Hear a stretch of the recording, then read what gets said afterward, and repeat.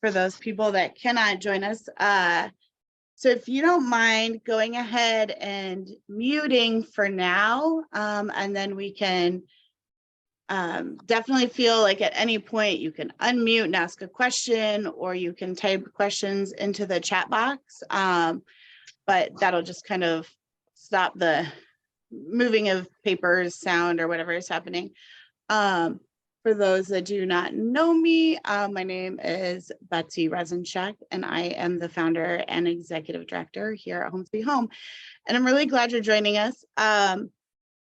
This is not on our agenda, but like I found this really cute coffee cup in the warehouse, so I'm going to use it today, but then I'm going to put it back out to our families. But it says "Rise to the Occasion," and it's this cute little giraffe and turtles. There's some like good ones out there right now. And I kind of thought, well, this will be a good lead into talking about 2023. So thank you for joining us. We have a slideshow to show you. So let me go ahead and pull that up. And we will walk our way through it.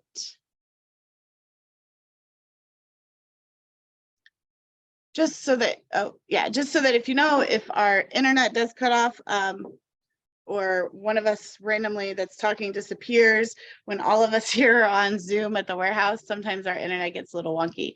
So if one of us disappears, another staff member will hopefully keep on rolling, or one of our board members will keep us rolling for us. Thank you again for joining us. We've done these coffee chats now since COVID. We started doing them as a way to touch base with volunteers and people who are interested in what was going on as we were revving back up to open up during COVID, and just a way to stay in touch with people. We tend to do them about twice a year, just as a way to connect, share what is happening, what's new, get any feedback. Every time they're just a little bit different. But we're really excited to wrap up such an amazing year at Home Sweet Home, and we couldn't have done that without all of your support. For those that may be new, because I think there's a wide variety of folks on this today, our mission is to give underserved families a sense of dignity and pride in their lives. And we do that through furniture. But as our board president, Mike Fisher, will tell you, it's not really about the furniture. I mean, it is, right? We give away a lot of furniture.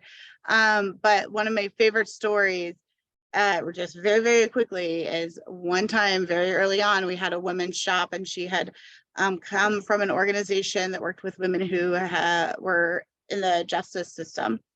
And she had apparently a very hard life. She shopped for her furniture. She got home. She called us. She hadn't got her furniture yet. And she was just so overwhelmingly grateful. And I kind of joked and I said, well, don't be too grateful. Like, we haven't got your stuff yet. We could still mess this up. And she goes, no, you don't understand where I come from. People aren't nice to you for just no reason, right? And she was just overwhelmed by the kindness of the volunteers that helped her that day. So that is kind of just the epitome, I think, of what we do here at Home Sweet Home. Thank you for muting. We'll have questions and answers at the end, but also feel free at any point, jump on with a question, jump onto the chat if that makes you feel better, for questions or comments. And I remember to hit record, so we're good there, and we'll keep going. So here are our key admin staff. So we have about 18 staff members that make this mission function in the background, and half of them, or roughly 10 of them, I think, are movers and drivers for the furniture delivery and pickup.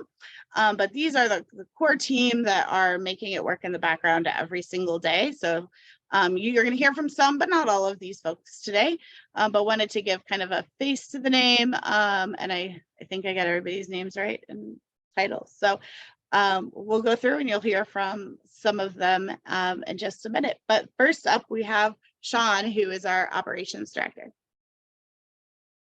Good morning, everybody. Thanks for joining us.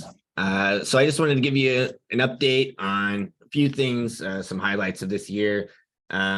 Here you see 4 of the partner agencies that we added this year. Right now, we're currently working with 60 different partner agencies.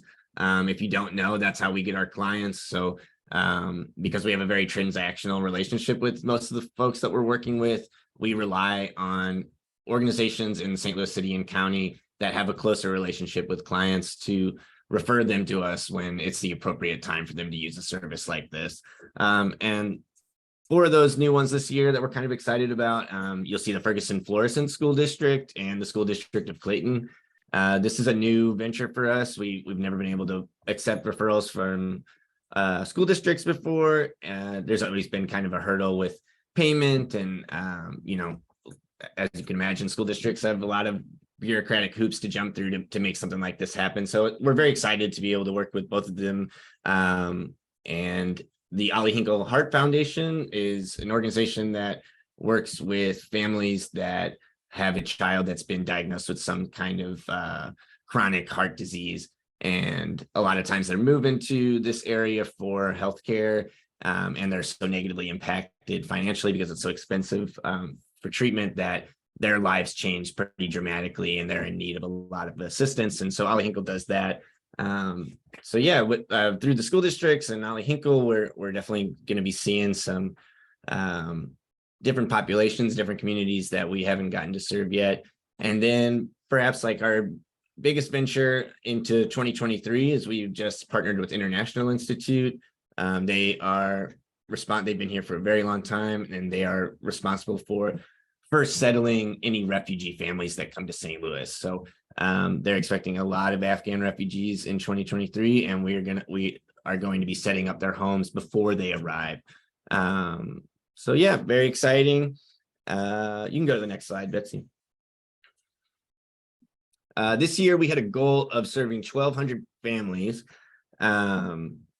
We did not. It looks like we're going to come in like 100 families short of that. And I'm going to talk about this three-legged stool analogy that we use here a lot, or I guess a metaphor. Yeah, there you go. That's a good visual for it. And I think the reason that we did not hit 1,200 this year is because we kind of need all three legs of this stool to be equal all the time, to be performing as efficiently as possible.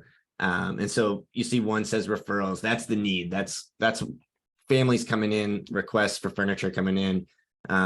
We need that to be on par with our capacity, with our staff and trucks, and with how much furniture and beds and all of the donated items that we collect to be there for them to shop and choose from. So last year, I think we in the middle of the year, we had a big struggle with just keeping enough trucks running. We always want to be running with 4 trucks, and we were stuck at 2 for a little while just because we didn't have the staff to do it. So we've fixed that going into 2023. We're going to be running 4 trucks most of the time.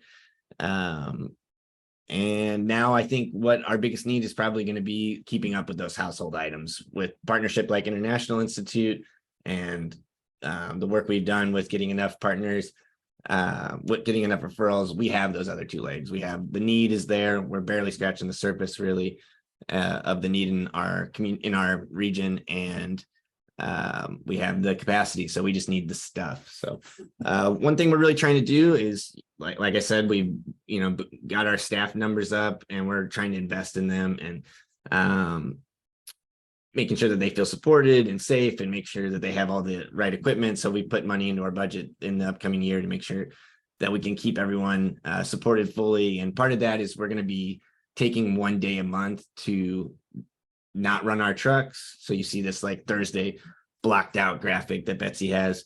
We're going to take the first Thursday of every month, and we're going to use that as like a housekeeping day to make sure that we are prepared each month for doing all the work that we do, and that we can do it as efficiently and safely and productively as possible. So let's see. You can go to the next one, I think. So that need I'm talking about for stuff, I think that's going to be our biggest struggle into 2023. We've set a new goal for wanting to serve 1,400 families this year. I think that's totally possible, and it's possible for us to well exceed it. But we spent $66,000 that we raised with your help to buy beds this year. So the amount of families we're serving right now, a lot of the needs that we have, we can keep up with just in-kind donations. But beds is something that we realized a couple years ago. We're just never going to be able to get enough donated used mattresses that are in good enough shape to give to our families. So we did have to raise $66,000 this year. And we gave out about 1,500 beds. And I'm anticipating needing like another 500 additional beds to hit that 1,400 mark. So the thing that you can really do to help us out in 2023 is just spread the word, get people to donate their stuff, let us know of any resources, any places closing down, and donate to the bed fund. The bed fund is our savior. So yeah, that's really it for me. And thanks for having me. I love working here, and I'm proud to be a part of the team. Well, and thank you, Sean, for coordinating us all. So I think Sean's been here almost 6 years now. But a few things that he didn't share here is the amount of beds that have come in have been because of his pushing and coordinating and hustling. So thanks to all of those people who have donated to that mattress fund. So whether that's Give on Giving Tuesday or Give STL Day, or just randomly contributed to it, or if your faith group gave money for it, but also kind of gave Sean leads so that he could go hunt down all the what are the Catholic places that you've been? Convents. Yes, thank you. Lots and lots of convent visits that Sean has been doing to pick up beds, lots of visits to schools and universities to get mattresses. So he's out there hustling, trying to make sure that our families always have what they need. So we really appreciate it. And he's gonna go because or at least in 10 or 15 minutes, because he's gonna have to get the huddle started and get the morning going. So thanks, Sean. Asher, you up next. Hello, I'm Asher, the Client Services Coordinator.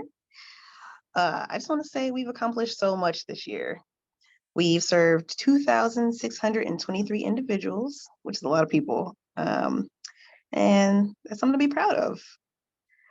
The families we serve come to us for a variety of reasons, like coming out of homelessness or just due to a lack of resources. But one population we've seen a big jump in is actually immigrant families. Last year, we served 3% of the families we served were immigrants. And then this year, 9% of the families we served were immigrants. So that's triple the number of families. And I anticipate with International Institute being a partner now, that number will just keep going up. I think it's really cool that St. Louis is being seen as a safe place for these people to land. So one family we served over the summer, and it kind of shows like the heart of the families we're serving and also St. Louis, a family we served from South America over the summer. They got furniture from us. They were living life in the park, and they met up with another family. They noticed, hey, they're speaking Spanish. Let's go talk to them. And it turns out they were from the same country. And through talking, they found out that family was living in a park. So they said, oh, no, we can't have this. And they took them to the same agency that they worked with. They got them housed, and they shopped with us within like a month. So it's really making a big impact what we're doing. That's what I got.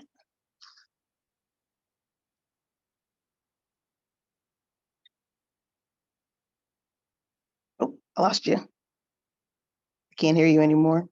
Can you hear me? I can hear you. Do you see the slide with the local, the zip codes? There we go. You're unfrozen. Okay. Great. So yeah, and we do serve people from a variety of areas. Something we talk about here is how what happened in the past is still impacting our families today.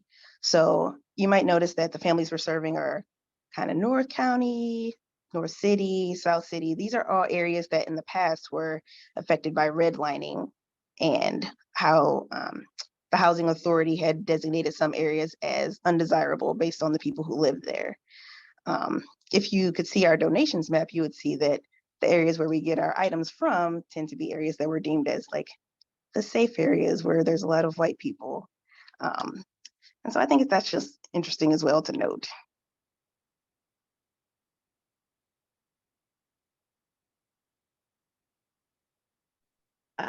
Sorry, I want to go back real fast. Asher, how long have you been here again? I have been here a little over 2 years. 2 years. It's 2.5. So Asher has been a calm, steady, consistent advocate for our families. And it's something that she always, again, our values, our first value is always mission first. And she's so great at putting that first for our families. So thank you, Asher, for doing that. And if you're ever in our warehouse, she's got a big map of the world up in the lobby. And anytime there's a new country or a new family from a country that we haven't served yet, she puts that up on the map. So everyone really likes to look at that to see if there's any new countries added. So thank you, Asher. Of course.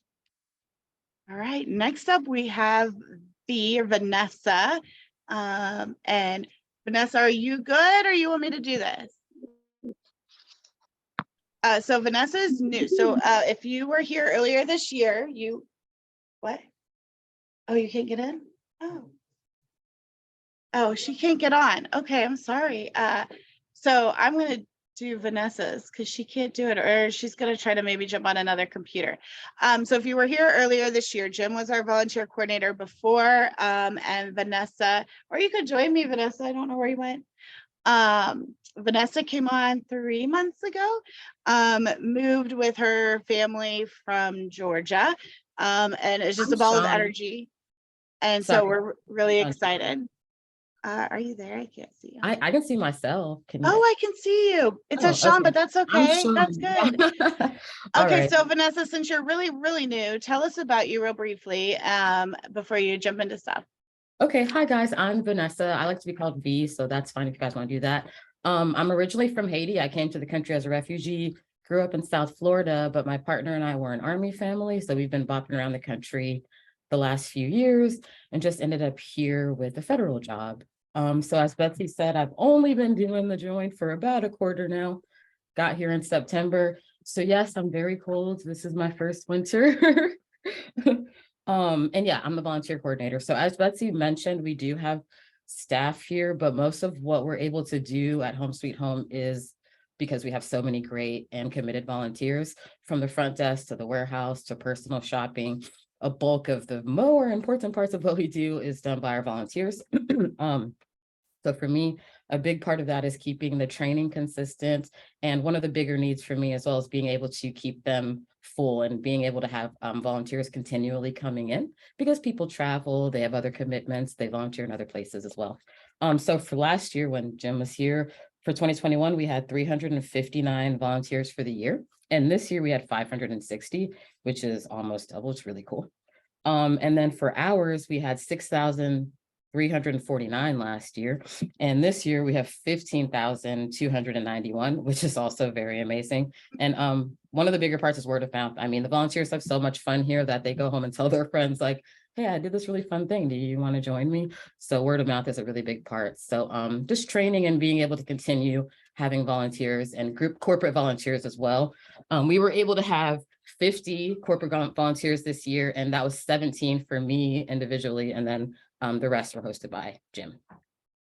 And I really think that's an that 17. I think like if you really look at not just the groups that came in, but the groups that V was organizing to do pillow drives and like drives for other things. I don't know why these numbers keep showing up. That number probably was much higher, Vanessa.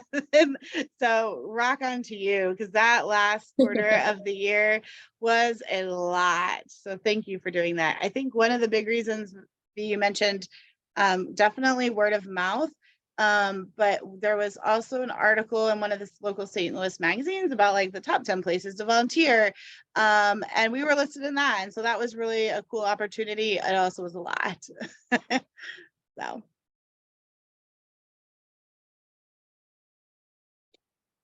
V, do you have ways in 2023 that you specifically are looking for volunteers to help? Honestly, like you mentioned before, the groups that aren't able to come in physically and have their event here on site, it's been very beneficial to have or host their own little tiny, micro events. So they have utensil drives, they have pillow drives, they can get competitive, and just kind of being creative and taking your own initiative. Truly, you don't have to come and do it here. You can collect from your school, from your church, with your family, your friends, and compete if you're in a sorority, or if you were in a sorority, things like that, and truly like taking ownership of it. You know, we give you that. We want to empower you to just contribute however you can. And if you can't be here to volunteer, you can help in other ways as well. Awesome. So if people are not signed up to volunteer, or they're not even sure how do they do that? Well, first and foremost, you can always email me, volunteer@homesweethomestl.org, but we also have the support and volunteer links on the website as well. And you're able to kind of fill out a little information on there. Tell us what you like to do, what you're able to do. If you have a skill, photography, digital media, or anything that you're just talented at as well, we can have you help in all different ways. So it's important to kind of get some information. So if you use the form, it's helpful as well. Awesome. And if you have filled out that form, but for some reason we have not gotten back to you, or maybe you attended a training, but then life got busy and in the way and you're not sure how to pick up next, just email V, because there's a lot of balls flying at us and we're catching most of them, but I'm sure we're not getting all of them. And so if we've missed something, or you're just, kind of fell through the cracks and you want to get back engaged, definitely, again, Vanessa's email is volunteer@homesweethomestl.org. Sweet. Thanks, Vanessa. So next up, we have Elizabeth, who has now a full year under her belt as our development director. And we've had a very great year, but also she's got some really exciting things happening next year. So Elizabeth, you want to tell us more about that? Sure. Good morning. I'm Elizabeth Freshour, and I think I've been here 15 or 16 months, and it's really been an incredible experience. The mission is incredible. The team is incredible. The volunteers. I've just really had a fantastic time. So yeah, this year was really busy and exciting. And thanks to many of you that are on here right now, we really had a successful year. People donated their time, talent, and treasure. We had a successful spring appeal. We did Give STL Day for the mattress fund that Sean mentioned. We had a really, really fun, but a little warm and toasty trivia night, pajama party. Our anniversary appeal went well, and Giving Tuesday again for raising funds for mattresses. So thank you to all of you who helped make that happen. So coming up in 2023, we have our very first gala Fancy Pants party. It's happening on April 22nd, which is also kind of intentionally also held on Earth Day, because we, in addition to the wonderful help we're giving to families with household items and furniture, we're also keeping tens of thousands of pounds of furniture waste out of landfills. So we think that's a nice, there will celebrate the sustainability and environmental impacts that we're having also. So the tickets are on sale now. You can buy individual tickets or an entire table, and we're still definitely looking for sponsorships for that event. So if you're interested in learning more, you can go to our website, or you can reach out to me directly.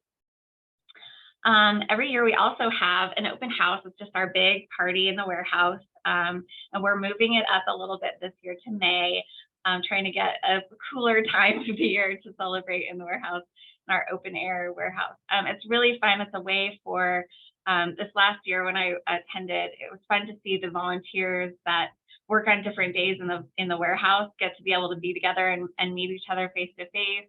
And we can connect with donors and other people in the Brentwood neighborhood. So it's a really fun opportunity, and we'll send out more information later this year or next year. And then we're moving our trivia night back to the fall. Hopefully, again, catching some cooler weather in case there's some challenges. And the lovely people at Task Team Activities for Special Kids are hosting us again this year. So we're really excited about that. Okay. The thing that I think I'm the most proud of 2022 is the very, very intentional work that the steering committee, the Young Friends Council Steering Committee did to create a Young Friends group for Home Sweet Home. They're a really popular thing in St. Louis, I've heard. And we know that we can engage with a broader constituency and supporter groups through a younger demographic. And so the Young Friends Council is a really great way to do that. So the steering committee, you see Emily Wiseman here is smiling, and Leanne Collins, and our board liaison, Virginia Tardy, and Caressa also Davis helped. And the 5 of us worked. We talked every other week for the entire year, being really intentional about what this group would look like. And I'm really excited to say that we are ready to officially launch in January. Emily is taking the role of chair, Leanne is taking the role of co-chair. And we have officially had 17 founding members committed to serving on the council in 2023. And what that means is those 17 people have come to our events, they've gone through some training, they've spent some time in the warehouse, and they really love our mission, and they are signed up officially, signed on the dotted line to commit to time, and even $3,200 worth of pledges for 2023. And to celebrate this launch, we're going to have a launch party on February 2nd, and I will have more information about that soon. But I just want to thank the support of the organization for making this happen. I think it's going to bring a lot of incredible energy and innovation to the mission. So I'm really proud of that. Awesome. Well, thank you, Elizabeth. And if anyone's interested in finding other ways to get engaged and connecting their business or their faith group, Elizabeth is another person that you can reach out to about that. And she's really great and creative at finding ways for people to get engaged in ways that are meaningful. So thank you, Elizabeth, for doing all that. So Lisi just got back from some days off. So I don't know if she wants to do this or you want me to do this, Lisi. I can go ahead and do All it. right. Good morning, everyone. My name is Lisi. I am the donations logistics coordinator.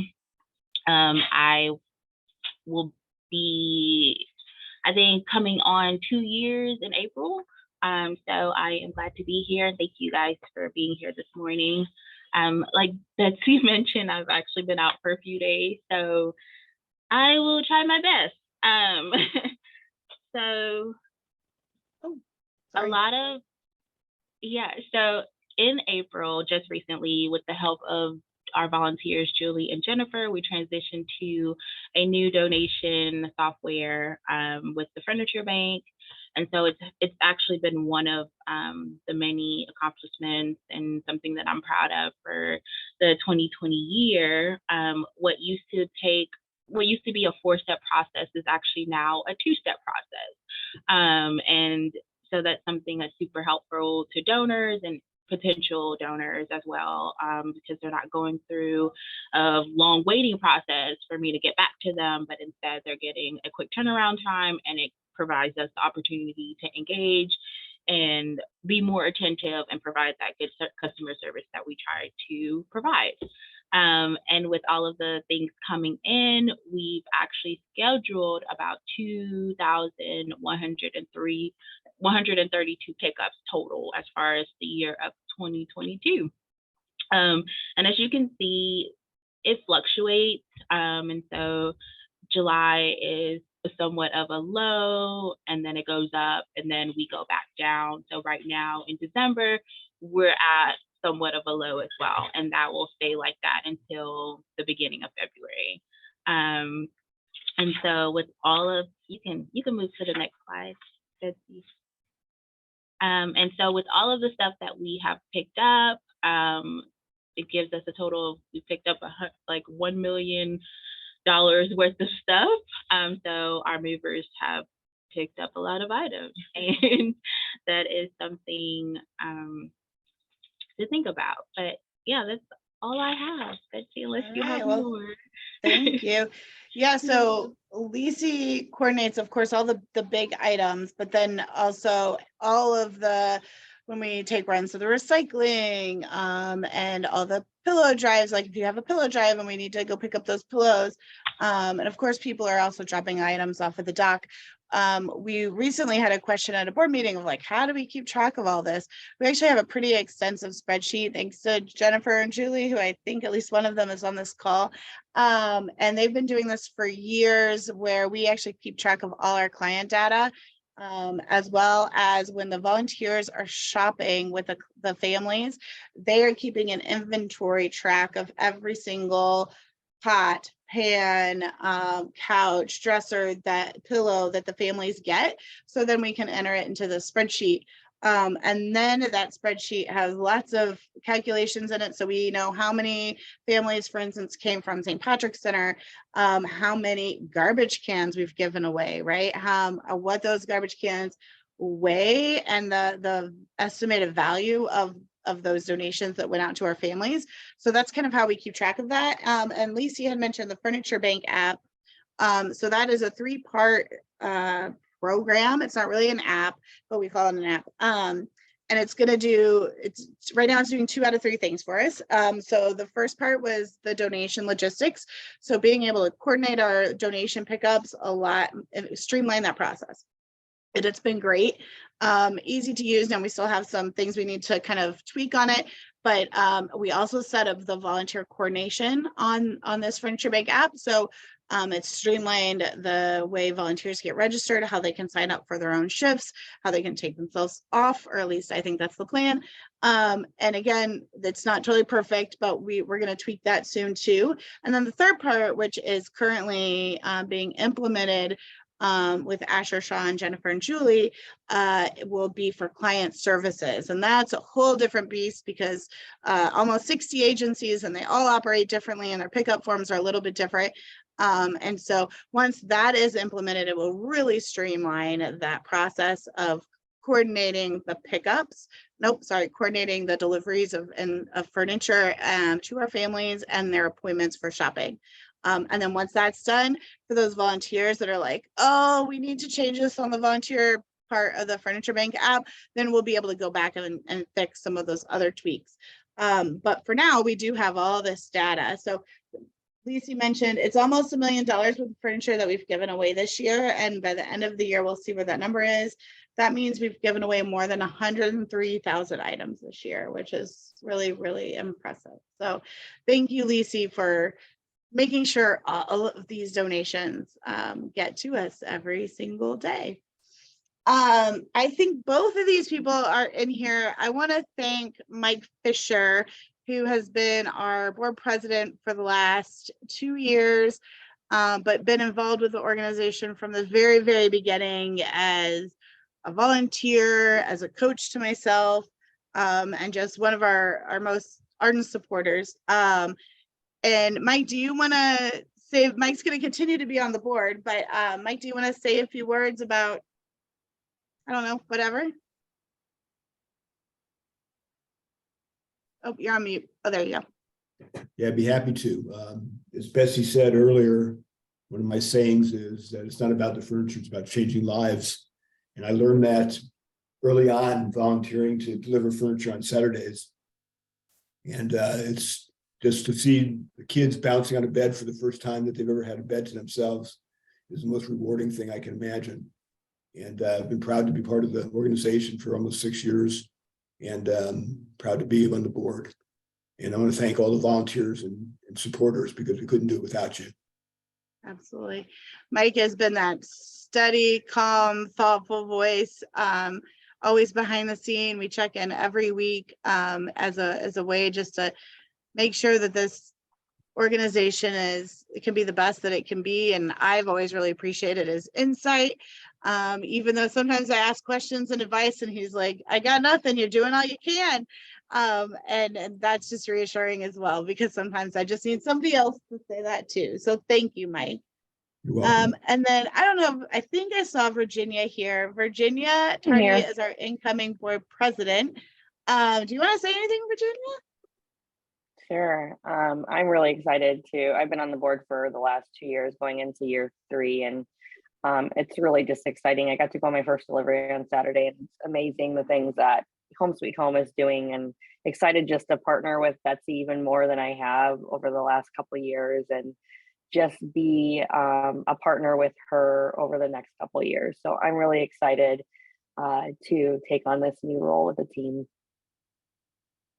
Awesome. Thanks. Well, we're super excited to have you. energy and what you've done with the Young Friends this past year has been really exciting. So we're looking forward to the next year. So I'll going back to boards real fast. We do have some folks that are rolling off our board, but we have some new folks rolling on, and we'll talk more about board recruitment in a little bit. But to thank, I think I saw Berta, I'm not sure who else was on there, but thank you to all the board members that continue to step up. We are I'm always constantly surprised when we are participating in group sessions or trainings or something like that. I was in a training the other day with United Way, and this like very like well-known, known to St. Louis, communications person was on the call, and she pulled up our strategic plan as like the example of one that was really well done, right? And for an organization that's only 7 years old, I took like a screenshot and I sent it to the board because we just have this one of the strongest boards I've ever seen. They're just very, very supportive, always have been, and always put that mission first. So recognizing that it's 10 minutes after 9, I don't want to take too long, but one of the other things we just want to talk about is budget and money. So this is kind of a breakdown for 2023. Oh gosh, let's see if I can remember this. Our cash budget for next year will be roughly $1.2 million. And I think we estimated our in-kind budget at 900. Is that right, Julie? $900,000. And so where does that money all go? I always think this is interesting. In fact, I kind of keep it on my desk because I like to see the percentages, and often people will ask me like, you know, how much does your staff cost, things like that.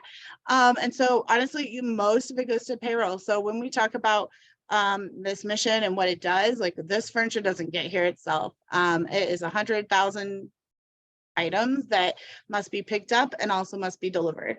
Somebody's going to coordinate all that coming in, going out. Those 50 groups that come from schools or faith groups or whatever have to be coordinated by people. So personnel is definitely our biggest expense, but it's so worth it. And then you can see some of the other pieces in here. Obviously, occupancy is our second biggest expense. And we'll talk about that more in a second because that will definitely increase over the next 5 years. But again, next year our budget is our cash budget is $1.2 million. This just shows a little bit more about staff. So one of the things that came up at a board meeting a few months ago is are we trying to do too much, right? And I just kind of laughed because it's always the case with Home Sweet Home. From the very, very beginning, it's always been a lot. And I think it will maybe always be that way at some point. Maybe it'll slow down, right? We're 40 years old as an organization. But we are still new. We're a very tangible, hands-on mission that's easy for people to get excited about. People can understand the need for a bed and a kitchen table and a pot and a pan, and they can donate all those items. And they can come in and see it and help the client. So it's super exciting. And how do we slow down that moving train? Or how do we adjust to that moving train to try to make sure that that train is moving down the track as best as it can? So one of the things that we're going to be doing next year is to add a development operations person or somebody to help on the development team. Essentially, you know, we have our fundraising database, we have this Furniture Bank app. That's a lot of data. Right now, there's nobody in charge of either of those. So between Vanessa, Elizabeth, myself, and Katie, we're trying to manage all those pieces, and a lot is dropping through the cracks. And so hopefully this new role will help kind of streamline some things that make that train go down the track as efficiently as possible. But I do have a dream organizational chart out there that has a lot more roles, because I think there's a lot of potential, but the board is always really great at recognizing when to slow the train down, when to speed it up, and when to kind of maintain and just kind of see what happens. And so this is just kind of a breakdown of what that organizational chart will look like for next year. And it's color coded too, so you can see who's on the fundraising team versus professional staff versus programming. And then where does that money come from, right? So this is also the other sheet I often keep on my desk. Half of our revenue, so this year it's more than $400,000, has come from individuals. I I've never necessarily seen that, but that's probably because of the organizations that I've worked at in the past. They always say volunteers should be your best donors. In this case, it's so, so true. You guys are our best advocates, our best donors, the people connecting us to local family foundations or corporate groups. So thank you for that. And you can kind of see some of the other pieces in that. Grant seems so small, but I think Berta is in here. And Berta, tell me if I'm wrong, I think you wrote more than $700,000 worth of grant applications this year. So thank you for doing that. It takes a lot of money to make this mission happen. And so we're really grateful that all of you helped to do that. Our strategic plan, one of the things I love is that every year we kind of look at this and say, what did we accomplish? What is no longer a priority? What has proved itself as something we need to really focus on, right? And so you can, this might be small, but I have larger versions of it. If you'd ever like to see it, we'd love to talk about it with you. You can see 2022, 23, and 24. So obviously 23 is next year. And so some of the priorities for us for next year are our warehouse, prioritizing our capacity for what do we do with that? And for those that don't know, essentially our lease ends at the end of October. And if we stay, which we can, that lease will essentially double in cost for the next 5 years. So figuring out what to do with this is obviously one of our big priorities. Elizabeth is also putting together kind of a, oh gosh, what are the words I'm looking for, Elizabeth? Senior. Yeah, a pilot program for senior living. Yes, thank you. Facilities. Thank you. So we'll have more information on that as the new year comes around. We also are committed to a reserve policy, making sure we keep our expense ratio in date, and we need to really come up with a great development committee. The other big piece for us that we did last year and that we continue to move forward into the next year is becoming an employer of choice in the region. And so our Virginia led the HR team to look at and do a salary study of all of the roles and come up with a plan to not only get them on par to what they should be, but above par in some cases. Because if you look at some of the roles in our organization, even at 100% of market rate for those roles, that is not enough to live in the city of St. Louis or St. Louis County with 2 people and a child. And to me, that's not adequate, right? So if even at 100%, if somebody can't raise a child and just live without maintaining multiple jobs, we are doing a disservice to our economy, to our local region, and to our staff. And so trying to get everybody up, recognizing the building cost is going to be really expensive. This will take, we have a 3-year plan to get those roles up to those levels. And then of course they'll change and we'll have to like reevaluate everything. But also the HR committee really was dedicated to every year looking at our policies and figuring out, okay, what do we need to tweak? What do we need to add? Because again, we're new. We didn't have health insurance 3 years ago, right? So every year we're getting a little bit better and better and being able to provide more to the staff so that we have less turnover, so that we have people that can stay, know what they're doing, require all that jazz, right? The big priority here is to come up with a roadmap for diversity and equity and inclusion. What does that look like? Great question. We don't know. I can make up a lot of stuff, not make up, right? Fundraising, we can figure out. HR, we can figure out. I don't want to figure out diversity, equity, inclusion. We want to do it right. And every year this has been on our strategic plan. But you can tell what really is a priority because we haven't done it, right? And so we need to make it a priority. The board decided to make it a priority, and every year we invest in a consultant to help us do something or another. Last year it was to do some development work with us, training, etc. This year it will be in the area of diversity, inclusion, and equity. And so putting money where our mouth is to make sure that happen, and that will be across the board. So that will be staff, volunteers and board members. And so we'll have more information on that as we get moving. If you're interested in being a part of that, definitely let me or Elizabeth or Sean know, because we're really excited about that. The other major piece of this is to really build up our base of committees for our board of directors. We have a really strong board, but it's not a giant board. And honestly, we struggled to keep the committees other than finance, which is really weird. We have a great finance committee and have since the beginning. But it just struggled to keep the committees moving and adequately, like, what's the word I'm looking for? Keeping them filled from the bottom up with new committee members that can then feed into the board of directors.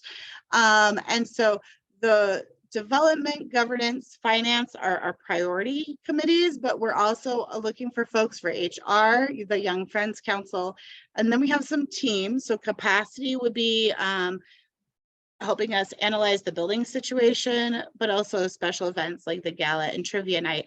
And then we have some things for 2024, just because those aren't official. We just wanted to file them away so we didn't forget them for the future, if that makes sense. So the big challenges, and I know I'm going fast because I'm going to try to do this under an hour. The big challenges are honestly still the same as they were earlier this year when we did the coffee chat. We did get, thanks to a local community family foundation, actually, cost to replacement of the trucks for next year. So that's terrific. But the big question on our mind is the building lease. Oh, there's some questions in the chat, I think. Okay, I'm going to come back to those in just a second. So the big question for us is, what do we do about this building? Again, the cost will double for us if we are to stay here. We can stay here. We won't be homeless. This mission will continue. That's not the question. It just is, will it continue here? Will it continue in South County? Will it be somewhere else? So we do have some brokers. So they are great. They know what we're looking for. They know my quirkiness and kind of weird pieces about me and kind of how to manage all that. But they know the market and they know what's out there. The challenge is we actually looked at some spaces this fall. It was too early to move. We cannot get out of our lease early. So they said, let's hold until after the first of the year, and then we'll kind of see what else out there again. I'll be honest, the idea of moving every 5 years is exhausting. It will also mean we have to put a stop to services for, Sean and I are estimating 6 weeks. When we moved here, we like did it in like 5 truckloads, right?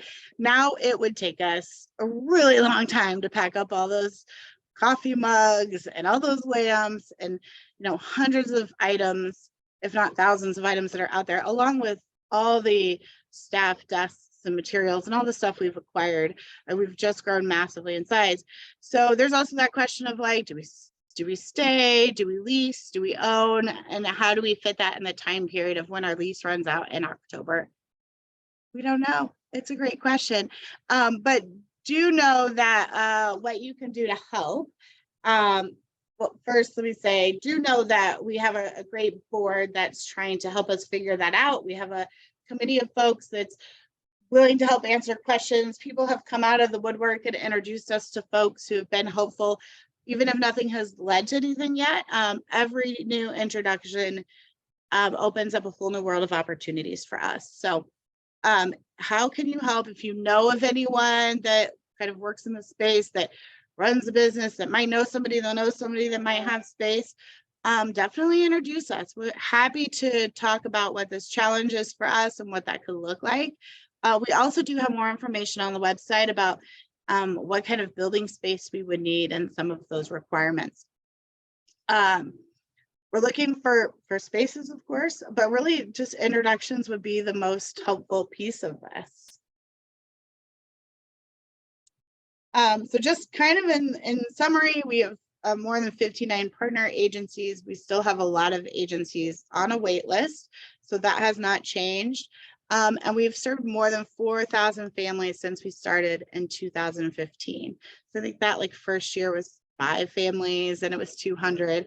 And so every year we're able to grow and do a little bit more and be a little bit better.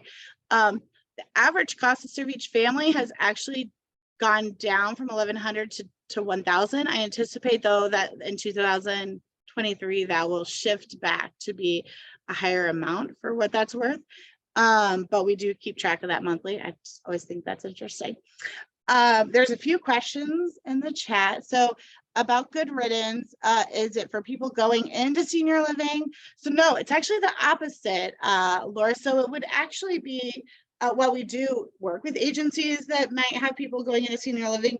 That would be a Sean question on what agencies do that we work with, because I don't know.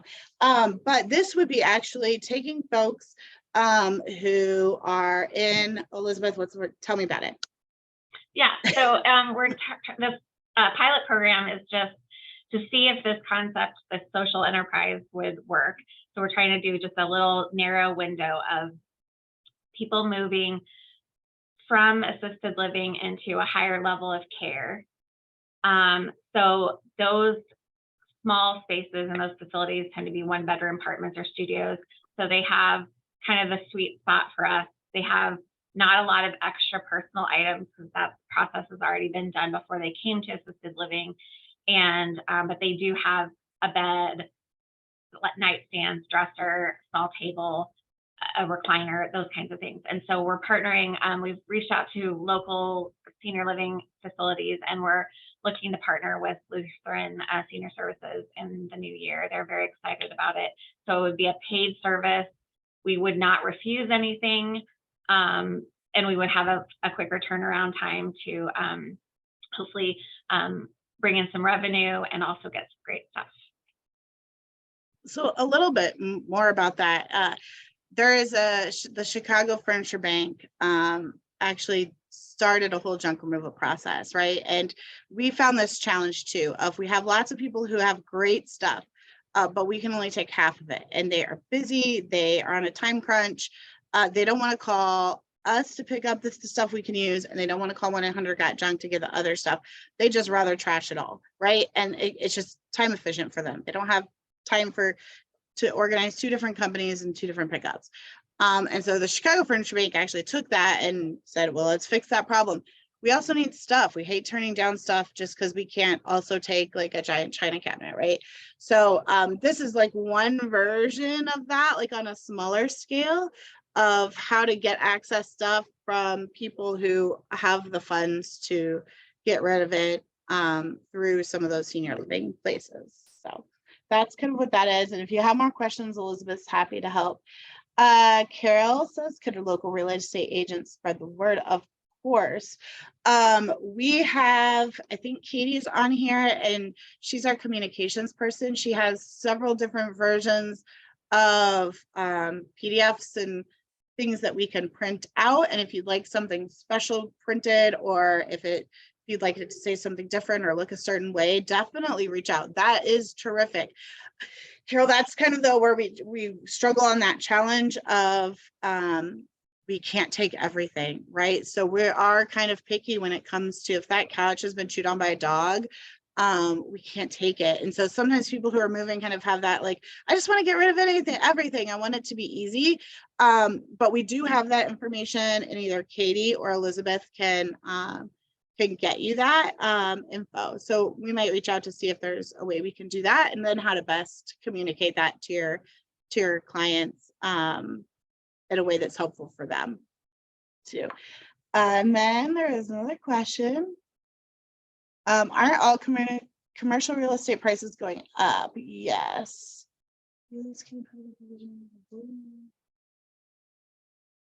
Yes, so commercial real estate is going up. Absolutely. The other challenge is there's not a lot of space in commercial real estate. So I think it's a less than 4% availability right now.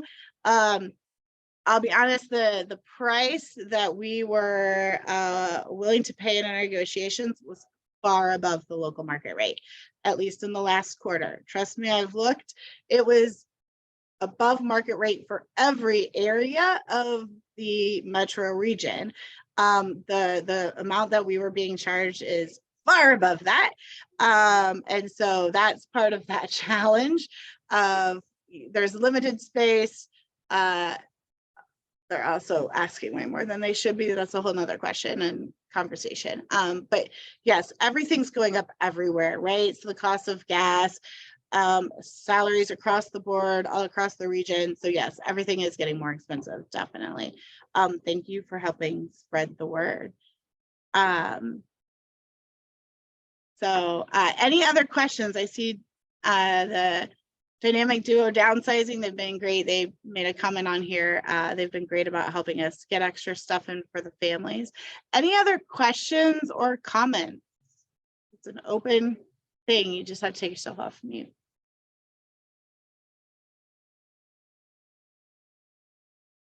No. Somebody else has a hand? Oh, good question, Margot. For the committees, how do people find out more information or volunteer? That's a great question. We haven't gotten to that yet. We typically will create a page on the website, and it still might be there somewhere, on all of the different committees and how to sign up for those, or show that you're interested. After the first of the year, once we've kind of got, we're still dealing with the end of the year chaos at nonprofits, we will put more information out to everybody on what those committees are. We have actually job descriptions for most of them, the time commitment for some of them, and how to get engaged. And so we will definitely put more information out after the first of the year on those. But in the meantime, if one of those sounds very exciting to you, my email is Betsy, and I'll Elizabeth, would you mind putting it in the chat for me? Just my email. Betsy at homesweethomestl.org. Feel free to email me, and if I'm not the right person, I will connect you with the right person. Right. Any other questions or thoughts, comments? Okay. Again, we just want to thank you for being here. We really like doing these. We are an open book. We like to talk about what's working, what's not working, the challenges. We cannot do this alone. And I think that's part of the magic that is Home Sweet Home, is that we don't have to. And we're really grateful that each and every one of you has helped in some way, right? So volunteer, donated stuff, spread the word, introduced us to folks. That is what has helped us serve 4,000 families. So we appreciate every ounce of support that you've given. All right. Well, everybody have a great new year, and let us know if you need anything. Thanks, Betsy.